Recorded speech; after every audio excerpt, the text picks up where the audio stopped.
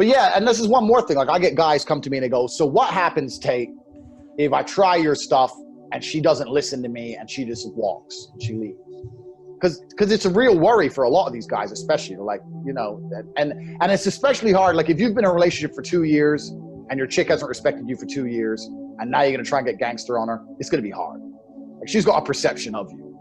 And this is what I try and say. That's why I start it a certain way. That's why I cut off the male friends within the first couple of weeks. I'm like, look, this is not going to go any further. Yeah, it's not going to go any further if it ain't going to be this way.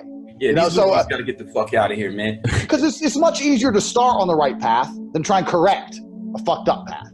So I have this view of it.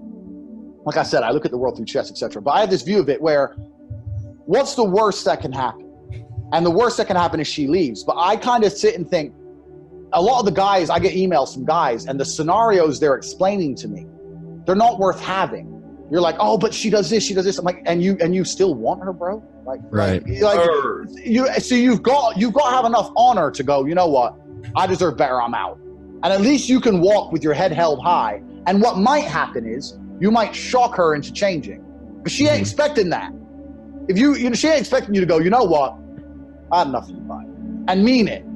That, you know, Trump, I'm a huge Trump fan, but Trump, he wrote the book. You are. I'm a Trump fan. But Trump wrote the book, The Art of the Deal, and he said the number one thing you need to know. His man wrote the book. You have to. He wrote the book. Oh yeah, true. Yeah. He said you have to be prepared to walk away from the table. It's your number one negotiating tool. It's your absolute negotiating tool. You have to be prepared to walk away, and maybe that'll fuck the whole thing up.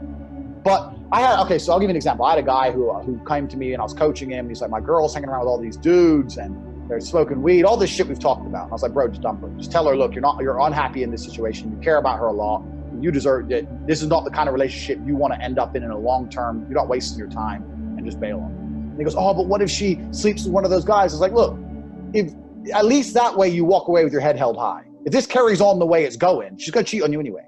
So what are you losing? People are so desperate to hold on to the girl for a couple extra weeks that they want to sacrifice all their honor and they want to sacrifice their negotiating position. Because if you walk away, it might make her sit and go, oh, fuck. Okay. Even if it's a 10% chance, it's a chance. She ain't going to change her mind if you're staying with her while she fucking does it. She ain't going to change her mind then.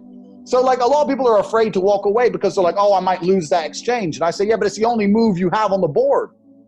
You might lose the chess game, but it's the only move that makes any kind of sense. So what else are you going to do?